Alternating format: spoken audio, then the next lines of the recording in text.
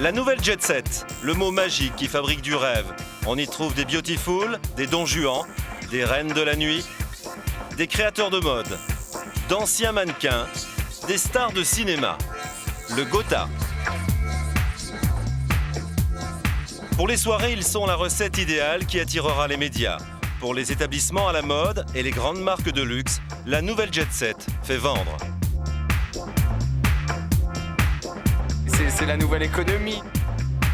Certains se mettent au service du marketing pour lancer des produits de luxe, des parfums, des alcools. On trouve des stars qui font le déplacement à condition qu'on y mette le prix.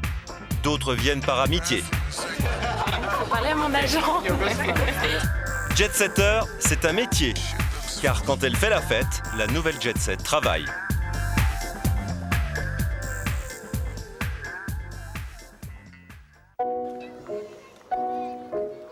Venise en hiver. Les touristes sont rares, la ville appartient à quelques privilégiés. Dans un de ces vieux palais, un jeune homme vit un rêve depuis 2 ans.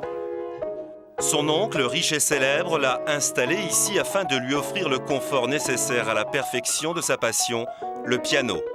Il est également ingénieur, il s'appelle Rodrigo. Basilicati. On dit Rodrigo Cardin aujourd'hui.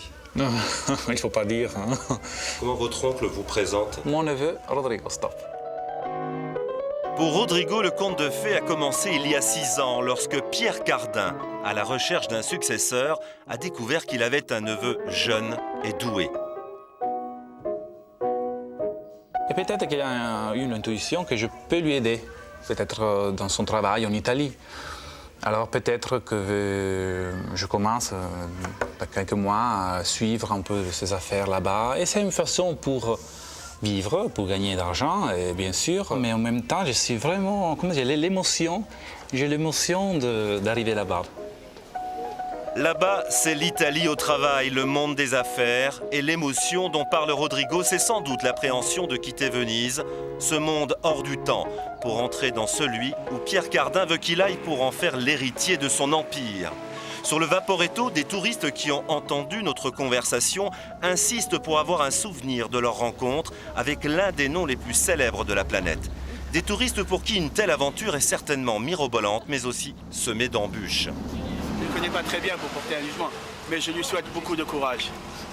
L'héritage de Pierre Cardin était un héritage très lourd à porter. Pourquoi, à votre avis? C'est un grand monsieur qui a marqué quand même le XXe siècle par l'expansion de la culture vers les pays de l'Est, par exemple. L'Empire Cardin, c'est plus de 6 milliards d'euros de chiffre d'affaires. Florence. La ville accueille chaque année le rendez-vous le plus important de la mode masculine, le Pitti Uomo. Et cette année, le salon a un invité d'honneur, Pierre Cardin. Le couturier d'origine italienne, il a été honoré sur toute la planète, mais pas dans le pays où il est né. L'hommage que Florence va lui rendre dans quelques jours sera l'un des moments les plus forts de sa vie. Au-delà de l'émotion, Pierre Cardin sait que ce salon, ce sont surtout des enjeux économiques. C'est parce qu'il en a toujours eu conscience qu'il a constitué cet empire, 800 usines qui fabriquent dans 80 pays, 900 objets pour sa marque, 18 restaurants Maxims autour de la planète. C'est à son jeune neveu que Pierre Cardin a confié la mise en place de son stand pour le salon. Un test pour mettre à l'épreuve ses capacités. Le salon ouvre dans quelques minutes. Le cœur bat un peu plus vite. Pour cacher son stress, Rodrigo arrange une moquette qui ne tombe pas très bien. Le salon ouvre. Rodrigo n'a pas le temps de rester. Il part à l'autre bout de Florence préparer la soirée que son oncle va offrir à la ville qui l'honore. Pierre Cardin et certains de ses collaborateurs arrivent quelques minutes plus tard. Le stand, tel qu'il le découvre, ne semble pas le satisfaire. Il cache son irritation et reste discret devant la caméra, mais fait remarquer à l'un de ses collaborateurs que cette exposition ressemble plus à une rétrospective qu'à une manifestation destinée à convaincre des professionnels. Il décide qu'il faut tout refaire. M. Cardin n'est pas satisfait du stand, il faut tout refaire d'ici 1 heure. Est-ce que vous êtes prêts? Pourquoi pas? Voilà. Voilà la réponse. Normalement, c'est Pierre Cardin qui avait pensé à cet espace. Non, c'est Rodrigo qui avait pensé le projet. Et alors? Et alors, je pense qu'ils ne sont pas mis d'accord. Je ne saurais pas vous le dire. Comment on peut imaginer qu'un jour il a un remplaçant? On ne peut pas imaginer. Moi, personnellement, je ne peux pas imaginer qu'il y ait un remplaçant comme M. Cardin avec les mêmes qualités. Ce n'est pas possible. Il est unique. Rodrigo n'aurait pas tout à fait compris l'aspect commercial du salon, à moins que l'on ne l'ait pas vraiment aidé à comprendre. En tous les cas, il vient de prendre un mauvais point. Le premier jour de la manifestation, le stand Pierre Cardin est fermé. C'est donc à l'autre bout de la ville, au Palais Corsini, l'un des plus somptueux de Florence, que se prépare la soirée que Pierre Cardin offre aux Florentins. C'est à Rodrigo qu'il en a confié l'organisation avec, entre autres, un défilé qui sera une rétrospective de ses créations. Il est 15h, le défilé aura lieu à 21h. Dans 6 heures, 500 invités prestigieux, tous ceux qui comptent à Florence et ceux qui font le monde de la mode en Italie seront là. Il ne peut pas y avoir le moindre raté. Tous ces modèles vont raconter tout à l'heure 50 ans de création de Pierre Cardin. Cette femme est en quelque sorte son bras droit. C'est Madame Gaspard, son assistante, sa mémoire. Là, nous sommes en train d'accessoiriser chaque modèle, lui retrouver son chapeau, Donc, voilà, par exemple, ce blouson, sa manche se porte avec ce petit casque et ce pantalon de visou. L'arrivée de Rodrigo dans la famille Cardin a été bien vécue par Madame Gaspard. Si M. Cardin l'a nommé, c'est qu'il est tout à fait capable d'être le successeur de Pierre Cardin. Qu'est-ce qui peut se passer pour lui? Peut-être le futur et... On parle, hein? Oui, on parle beaucoup. D'ailleurs, Rodrigo sait qu'en elle, il a une grande alliée. Oui, mais toujours. Alors, comment ça se passe? Ça se passe. Mais ça se passe bien, ça se passera très bien. Là, pour l'instant, il y a des petites modifications.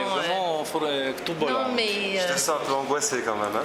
Ah oui, parce qu'il faut un peu accélérer. Pour moi, c'est la première fois que je suis dans l'endroit exact de son travail, la mode. J'ai compris une chose, un peu, comment dire, autour, on a dit, on n'a pas bien m'aidé à clarifier, ça c'est la vérité. Oui, ça aussi. On t'a mis des bâtons dans les roues? C'est normal. Je m'attends à ça. Il faut apprendre des choses. Moi, j'ai 32 ans, je n'ai pas 50 ans. 32 ans et pas énormément de temps pour montrer à son oncle qu'il peut se glisser dans la peau d'un patron, qu'il saura se faire accepter par les collaborateurs importants et que cette succession ne mettra pas en péril l'édifice. Des collaborateurs qui jusqu'à présent étaient aux ordres. Yoshi. Voilà également un autre jeune homme qui est avec moi, qui lui s'occupe également de la partie du Japon, qui est un créateur lui-même et qui travaille avec moi depuis combien d'années maintenant? Depuis 14 ans. Depuis 14 ans. Sergio Attieri et Richard. Sergio Attieri, venez tous les deux là. J'ai deux suivants qui vont, quand je ne serai plus là, eh bien, ils travaillent depuis je ne sais combien d'années avec moi. Attieri et puis Richard également, qui sont deux jeunes gens qui sont là depuis 28 ans et vous 16 ans. Qu'est-ce que vous pensez de Rodrigo? Vous pensez qu'il a l'étoffe pour suivre derrière un tel personnage? Je pense que c'est génétique, c'est les gènes. Vous êtes méchant avec vos questions.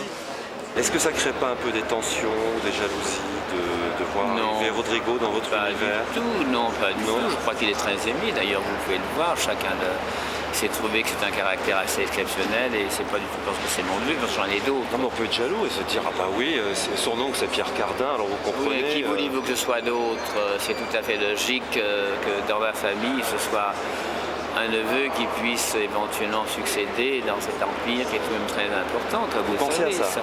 Bien, il faudrait bien quelqu'un qui prenne les démarches, qui soit capable de gérer ça et diriger ça. J'ai la sagesse de savoir que tout de même, un jour, eh bien voilà, la vie, on naît et on meurt, c'est tout, voilà, j'ai pas de complexe. Vous pensez à la mort en ce moment? Je n'y pense pas, mais puisque vous me posez la question de Rodrigo, je vous en parle. 20h50. Dans le palais Corsini, le défilé va bientôt commencer. On vient d'alerter Rodrigo, il y aurait des problèmes à l'entrée.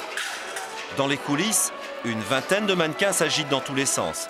Madame Gaspard reste calme, elle a l'habitude de cette fébrilité avant les grands défilés. Elle a des chaussures, c'est parfait. Elle est parfaite. Okay. Tous les mannequins qui sont habillés Je voudrais que chaque mannequin, avec sa... Le défilé doit commencer dans quelques minutes. Le maître Cardin ne supporte pas le manque de ponctualité. À l'entrée du palais, c'est l'embouteillage. Il y a plus de monde que prévu et pourtant, cela fait l'affaire de Rodrigo. Il y avait 500 réservés, mais moi, je savais les petits millimètres sur la carte, je peux jouer pour être sûr d'avoir 200 places en plus. Heureusement, Rodrigo avait prévu les 200 sièges supplémentaires.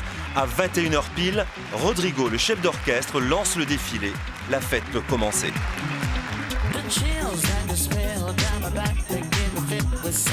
Le défilé doit durer 1 heure. Dès les premières minutes, Rodrigo se tranquillise, la machine est en marche.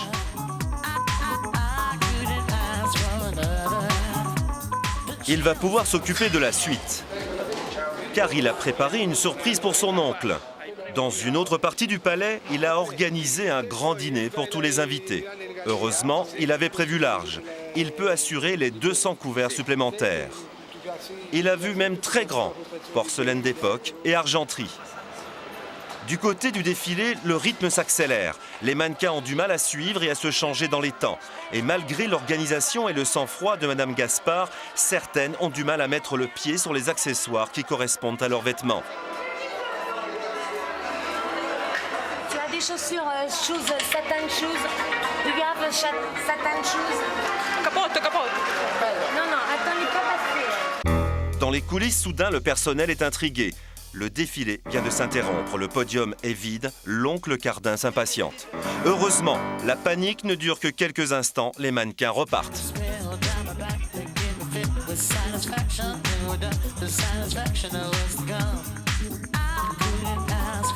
Pierre Cardin, rassuré entre-temps, a quitté le public. Il a rejoint l'équipe des coulisses. Interdiction d'aller plus loin, car il est en train de revêtir sa plus belle création, son costume d'académicien français, académicien des arts et des lettres. Rodrigo l'aide à ajuster son nœud papillon, car l'oncle va faire à son tour une entrée en scène. Pour cacher son émotion, il donne quelques conseils aux mannequins qui portent la robe de mariée et qui normalement devraient clore le défilé. Elle n'est pas passée en arrière encore. Voilà, je suis prêt. C'est moi qui fais le dernier modèle. L'investissement.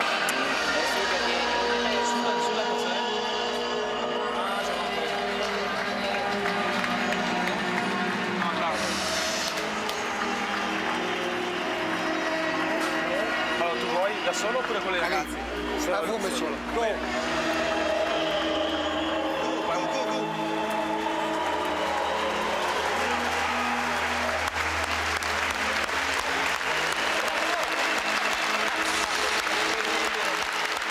Ce soir, l'Italie, le pays où il est né il y a plus de 80 ans, consacre Pierre Cardin comme l'un des plus grands créateurs du XXe siècle.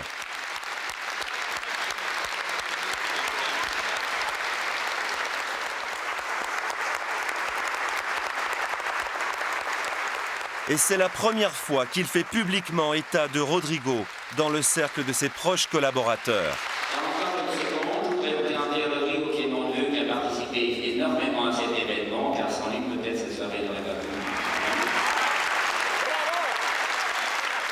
Comme tout le monde, Rodrigo comprend. La bévue du salon est oubliée. Le succès de la soirée a conforté Pierre Cardin dans sa bienveillance. Mais il reste prudent et garde la tête froide. Je suis content, mais il faut voir après. Il ne faut pas être dans les nuages. Garde la tête froide. Oui, il faut voir. C'est un honneur, mais il faut travailler. Lorsqu'avant le lever du jour, il repart pour Venise, Rodrigo sait qu'il va bientôt être mis à nouveau à l'épreuve. Son oncle lui a dit qu'il lui ferait parvenir un message.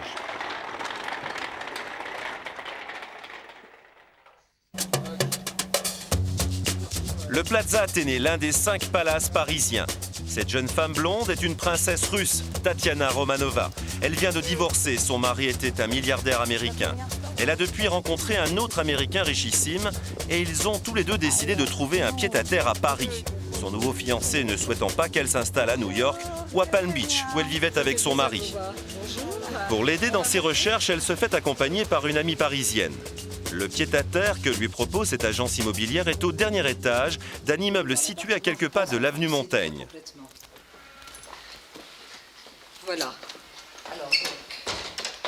C'est très joli, mais il me faut une réception un peu plus grande.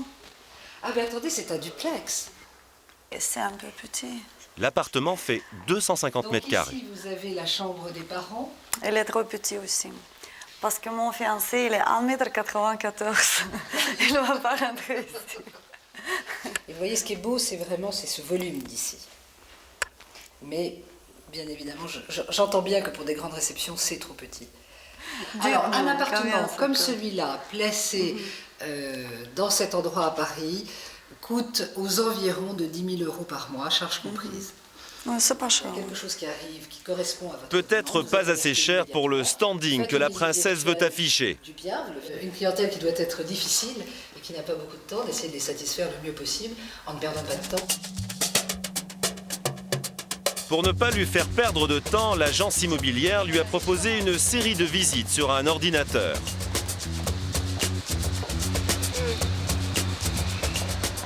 C'est un appartement très clair, il est au 2e étage qui est l'étage noble, donc une très grande hauteur de plafond, on doit avoir un peu plus de 4,20 m. Donc là, nous sommes dans la suite parentale, donc la chambre principale. Vous êtes convaincu? Ça me plaît.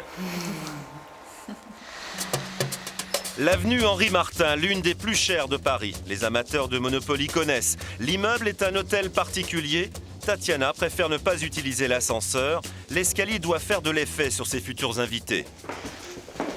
Voilà, princesse. Donc vous voyez que ça correspond parfaitement à la vidéo que vous avez vue sur le site, avec donc la galerie d'entrée, à gauche la réception bien sûr que nous allons voir, et à droite la salle à manger. La salle à manger.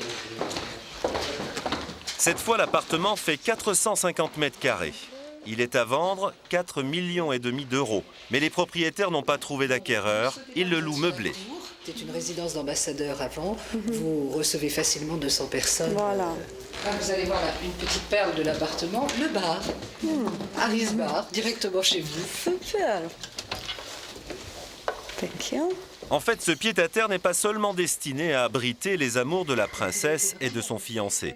L'entreprise relève plus du domaine des affaires et il y a une sorte d'échange de bons procédés entre elle et lui. C'est la responsabilité d'une femme d'organiser les réceptions, les dîners. Parce que comme lui, il est dans la finance, et je connais beaucoup de monde, alors c'est comme ça que ça se passe dans les affaires. Vous allez voir comme c'est joli. Les toilettes invitées. Regardez, avec un aquarium. Super. Comme sol. Un aquarium qui, pour l'instant, est transformé en jardin miniature. Combien ça coûte, cet appartement? Alors, c'est un appartement à la location qui se loue 20 000 € par mois. En sachant bien sûr que c'est un appartement qui reste meublé, comme je vous l'ai expliqué tout à l'heure, et où vous arrivez simplement avec vos affaires personnelles. Cet appartement, maintenant, le prix est justifié. Là, vous vous sentez chez vous, là, j'ai l'impression. Voilà. J'en suis ravie. Oui. Je pense que c'est oui.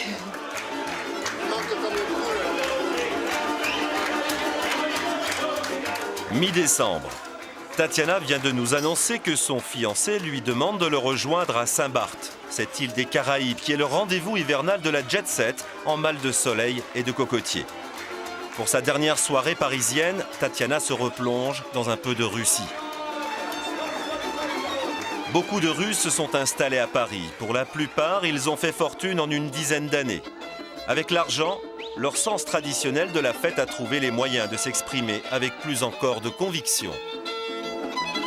Là, on fait la fête, pas que ce soir, on fait la fête tous les soirs.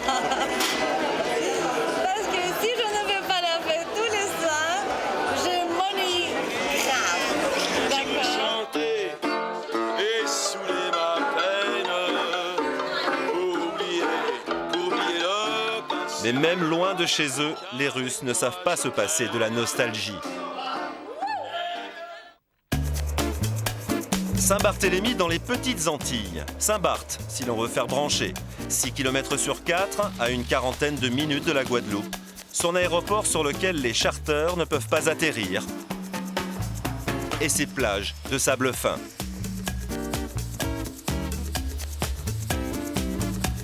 La capitale, c'est Gustavia et les bateaux les plus spectaculaires s'agglutinent le long du quai.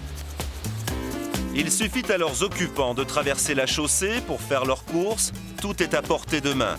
Toutes sortes d'objets qui ne sont pas franchement de première nécessité.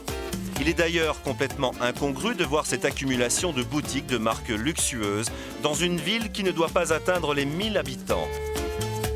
Sur l'île, dès que le terrain devient à peu près plat, les villas poussent dans les cocotiers. Pour ceux qui n'ont pas trouvé de lit à terre, il reste la mer. À cette époque de l'année, les places manquent, car il est de très bon ton de venir passer ici la soirée du Nouvel An.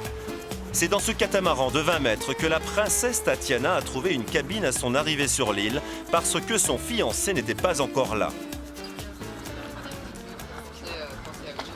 Quel temps vous avez? Le bateau appartient à un Français, Philippe Cam, héritier d'une chaîne de supermarchés. Et quoi encore? Vous avez des pulls, vous avez des manteaux? Comme la plupart de ceux qui viennent ici, on ne peut pas vraiment dire qu'il est en vacances, car même s'il aime bien se moquer de ceux qui travaillent à Paris, il est venu pour rencontrer du monde, peut-être pour faire des affaires. Il compte sur l'entre-gens de la princesse. Je mets les gens en contact. Comme je connais beaucoup de monde et je travaille aussi dans l'immobilier, s'il y a quelqu'un qui veut acheter une propriété quelque part, on me téléphone, je mets en contact. Parce que si on ne gagne pas d'argent, on ne peut pas faire la recette. La soirée du Nouvel An, ce sera dans 2 jours. Normalement, le fiancé de Tatiana ne devrait plus tarder. Pour qu'elle lui pardonne cette attente, elle a décidé qu'il devra lui faire un cadeau. Elle sait aussi que c'est dans les boutiques du port qu'elle risque de rencontrer des têtes qu'elle connaît. Bonjour, comment vas-tu? Cette autre blonde est une ancienne Miss Amérique. Tu es magnifique dans cette robe. Comme d'habitude, je vous ferai les meilleurs prix. Je suis sûre d'avoir toujours les meilleurs prix ici, à Saint-Barth. Et on peut acheter de très belles choses, et en plus détaxées. Hors taxe peut-être, mais la parure et les boucles d'oreilles sur lesquelles le marchand propose son meilleur prix valent 200 000 €. Un peu cher pour quelques heures de retard.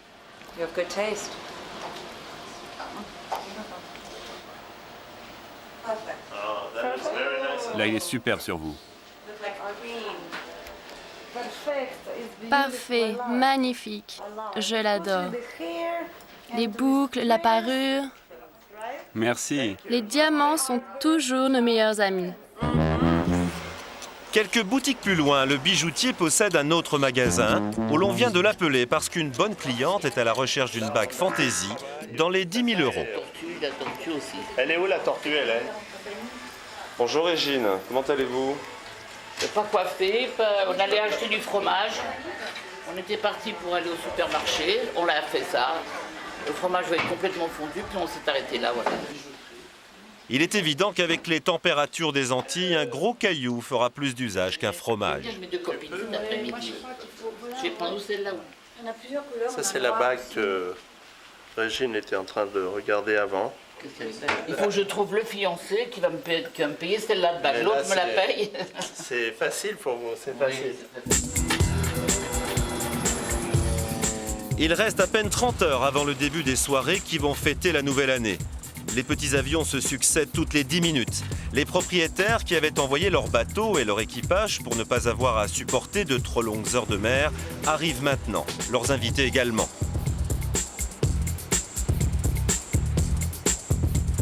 La princesse Tatiana a appris qu'un nouveau restaurant ouvre ce soir. Elle a convaincu son hôte de s'y rendre. Tatiana, we're waiting for you. What are you doing? Non.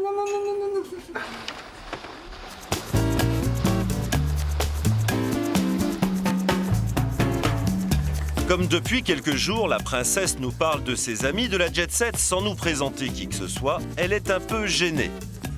Alors, elle nous montre des photos qu'elle amène toujours avec elle. Ça, c'est mon anniversaire. Ça, c'est à Saint-Barth, c'est mon anniversaire, c'est mes copines. Voilà, ça, c'est Donald Trump. c'est sa fiancée Melania. Et ça, c'est le président Gorbatchev. Et nous avons invité le président Gorbatchev pour venir à Palm Beach. Voilà. Ça, c'est Rod Stewart avec sa fiancée.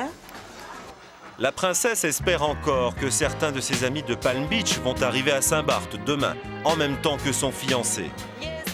La fête ce soir a lieu en plein air, car le restaurant est installé sur une plage. Pour s'y rendre, il n'y a que le Zodiac, mais Tatiana partait sans son téléphone portable. Non, il y a mon fiancé qui devait m'appeler, alors c'est très important. Et hier, quand je parlais au téléphone, il m'a dit « Mais ma chérie, tu peux m'appeler avant que tu vas dormir ?» Et je lui dis « Chérie, je crois que c'est mieux que c'est toi qui m'appelles avant d'aller dormir, parce que moi, je vais dormir très très tard. » Il dit « Ah bon ?» Et ça m'inquiète. L'hiver aux Antilles. Il est 19h et il fait nuit noire. La plupart de ceux qui viennent d'arriver pour le Nouvel An se sont fait inviter.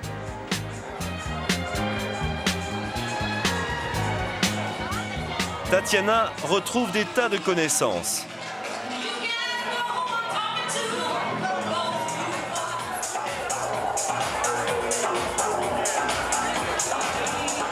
L'une de celles-ci vient de lui annoncer que la chanteuse Mariah Carey fait partie des invités. Tatiana est toute contente. Mariah Carey est une de ses amies de Palm Beach. Elle souhaite nous la présenter. Ce restaurant a une particularité. Des grands lits à baldaquin peuvent être utilisés pour se poser quelques instants. Mariah Carey se trouve dans l'un d'eux. Mais un garde du corps repousse notre caméra. Lorsqu'elle revient vers nous, Tatiana est désolée. Son amie la chanteuse n'a pas envie de nous recevoir. Place Vendôme, Hôtel Ritz. C'est dans l'une de ses suites, au bout de l'un de ces couloirs feutrés du palace, que s'installe lorsqu'il est à Paris un homme de 28 ans qui a appris à profiter de l'extrême confort que procure l'argent. Jérôme Rudin n'est pas un homme d'affaires, mais un peintre qui sait très bien vendre ses tableaux. Il avait 18 ans lorsqu'il a réussi à se faire admettre par la Jet Set. Depuis, on le voit régulièrement sur les photos des magazines People, toujours en compagnie de femmes. Les plus célèbres n'ont pas hésité à s'afficher avec lui. Jérôme Rudin est suisse. Il est devenu un des personnages de la Jet Set. Et grâce à elle, il gagne beaucoup d'argent. Largement de quoi s'offrir les grands palaces. Voilà, non mais ça assouplit comme ça. Pour rentrer dans la Jet Set, ça n'a pas été extrêmement difficile pour moi, parce que j'ai fait certainement les choses qu'il fallait dès le départ. J'ai toujours investi beaucoup, j'ai créé, j'ai apporté des choses nouvelles, et j'ai toujours... c'est moi qui ai donné des dîners. Donc les gens venaient à moi. Bien sûr que ça me coûtait de l'argent, ça m'en coûte encore aujourd'hui, mais il faut savoir donner pour recevoir, et il faut savoir payer aussi. Imaginez-moi à 20 ans, sortant d'une famille tout à fait traditionnelle, je n'avais pas de moyens importants, mais je me suis donné les moyens en empruntant. Les moyens qui lui ont permis de découvrir les trucs. Les trucs, c'est complimenter, c'est flatter, c'est être souriant, c'est se rappeler, se souvenir aussi des gens, des femmes qu'on a vues, qu'on a rencontrées, les flatter en leur disant où on les a vues, parce qu'elles sont très touchées si on se rappelle, c'est que il y a effectivement eu un moment fort déjà. Donc essayer d'avoir un petit peu un pédigré, un historique sur chacun des invités. Jérôme Rudin a très vite compris les codes de la haute société. Il ne faut surtout pas accoucher avec une femme le premier soir ou le premier jour, ce serait une erreur grave. La femme a besoin qu'on se préoccupe d'elle, elle a besoin qu'elle pense qu'on l'aime, la femme a besoin de beaucoup de sensibilité, la femme a besoin d'un accompagnement. C'est bien, c'est ça. Cette tenue de soirée parce qu'il a organisé ce soir une fête. Voilà comment Jérôme Rudin reçoit. C'est beau le rouge. C'est beau le rouge, hein? C'est chaleureux et c'est une couleur extrêmement chaude, ça te va bien. Peut-être les yeux verts ou bleus? Vert, hein? Parmi ses invités, Ornella Muti. C'est la seule de ses convives qu'il a pris soin d'aller lui-même chercher. Entre nous, il n'est pas là.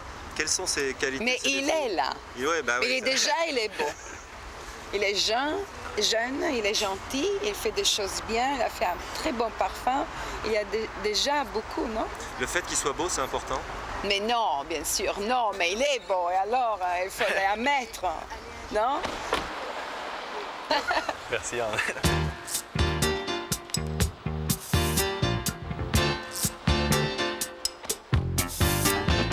Pour cette soirée, le peintre suisse a annexé l'une des boîtes de nuit les plus privées de Paris. C'est chez Castel, à Saint-Germain-des-Prés, qu'il a convié une 60aine d'invités.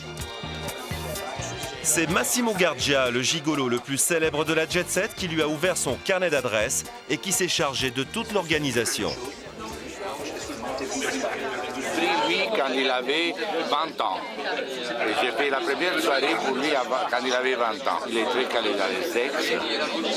Pardon? Il est très calé dans les sexes. C'est-à-dire? Non, il est très fort, il paraît qu'il est très fort. En fait, une soirée comme celle-ci lui coûte 70 000 €. Si Jérôme Rudin dépense autant, ce n'est pas seulement pour le plaisir, c'est surtout pour réunir des gens qui ont beaucoup d'argent. C'est du plaisir, c'est de l'amour, c'est de la transaction. On est là pour se sentir, pour se toucher, pour se palper. Il y a des gens issus de l'immobilier, il y a des gens qui sont issus du milieu bancaire, il y a des gens qui sont... Voilà, là, voilà. La femme, une des femmes les plus puissantes dans l'immobilier parisien récemment. Voilà, immobilier de luxe. Et vous aurez pas un petit peu dragué avant quand même? Je ne sais pas, j'ai peut-être regretté qu'il ne drague pas suffisamment. Je m'en suis pas bien aperçu. Donc la séduction est une arme redoutable chez lui. Ah, il a une arme, il a un abattage extraordinaire. Je me reflète comme dans un miroir, je vois comme moi-même dans lui quand j'étais jeune. C'est votre successeur alors? Non, successeur non, parce qu'il fait une autre carrière. Moi j'ai fait une carrière au début avec mon corps. Lui fait la... Et lui fait sa carrière avec quoi? Il fait la carrière avec ses toiles. Ah, c'est joli, très joli. Cette soirée, c'est du business. Jérôme Rudin l'a organisée parce qu'il lance un parfum. Il a décidé de produire 1000 flacons et il vend 200 € le coffret. Et la couleur du jus est jolie. Et alors, que sent-il?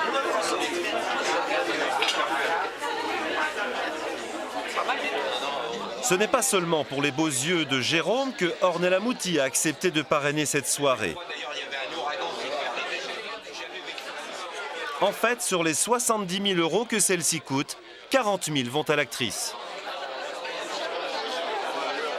Pour moi, ce soir, je suis extrêmement heureux parce que c'est la première fois que je réalise autant d'argent dans un laps de temps aussi court. Combien? Plusieurs centaines de milliers d'euros. Ce soir? 200 000 €. Voilà. Dans la soirée? Oui.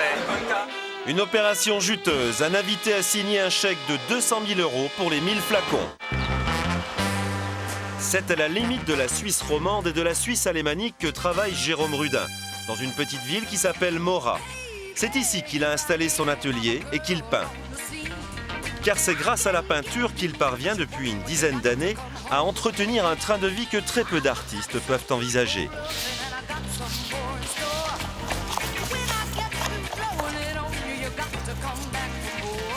Quand Jérôme Rudin travaille, c'est toujours dans l'urgence.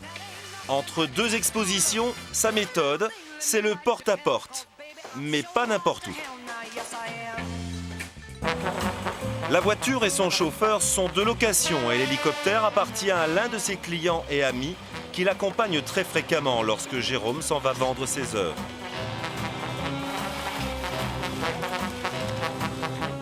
Ce client ami, c'est Philippe Deladoé, le propriétaire du domaine de l'Ovaille, un grand vin suisse. Il est souvent du voyage. En tous les cas, il a tenu à en être aujourd'hui car Jérôme a des rendez-vous à Gstaad.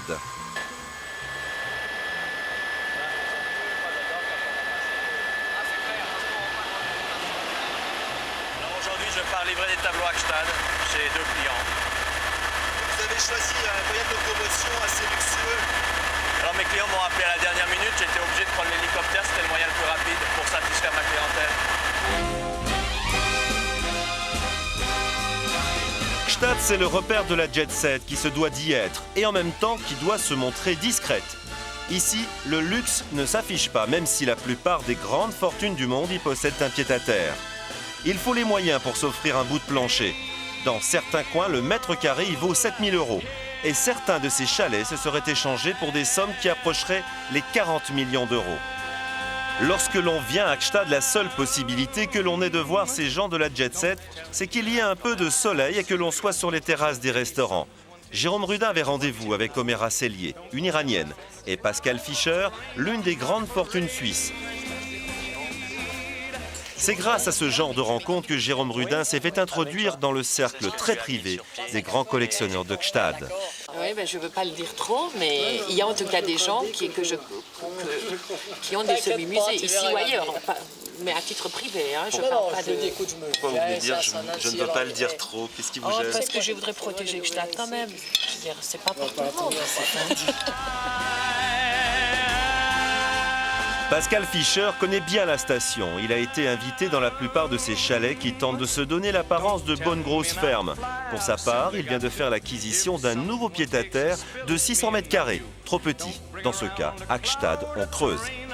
Si ça ne peut pas se passer au-dessus, ça se passe. C'est en dessous. Vous avez la piscine en dessous, vous avez le garage en dessous, vous avez le bowling. Sauna, tout ce que vous avez envie, vous pouvez le faire en dessous. Ça, c'est clair. Il y a des choses un peu excentriques.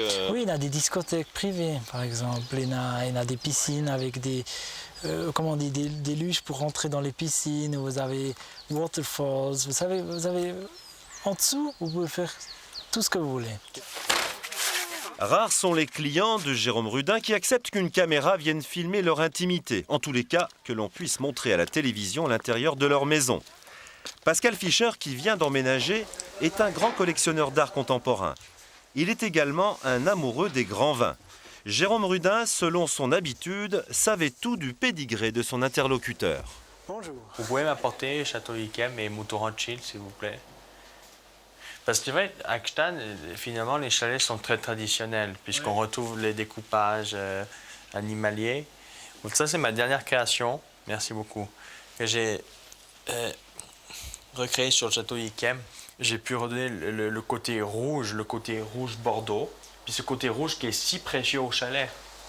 On a l'impression déjà de boire le vin. Oui. On sent le caractère botrytisé du vin, on sent le caractère orangé du vin, on sent le caractère du terroir, on sent qu'il y a une puissance qui se dégage, non seulement vis-à-vis du vin, mais également du tableau. Ça, c'est une particularité à sa part. Mais comme l'a communiqué dès son premier sentiment sur le tableau, ce côté vieilli. Ce côté vieilli, il fallait que je le retrouve, il fallait que je le redonne par rapport à une dimension de la matière. C'est bien. C'est déjà acheté. Non, mais le vrai que non, mais c'est vraiment... C'est déjà acheté, vous êtes déjà convaincu? Oui, je crois bien, oui, il faut voir. J'espère que le marché va monter pour en avoir de plus. Non, mais c'est très... J'ai bien aimé, je dois vraiment dire.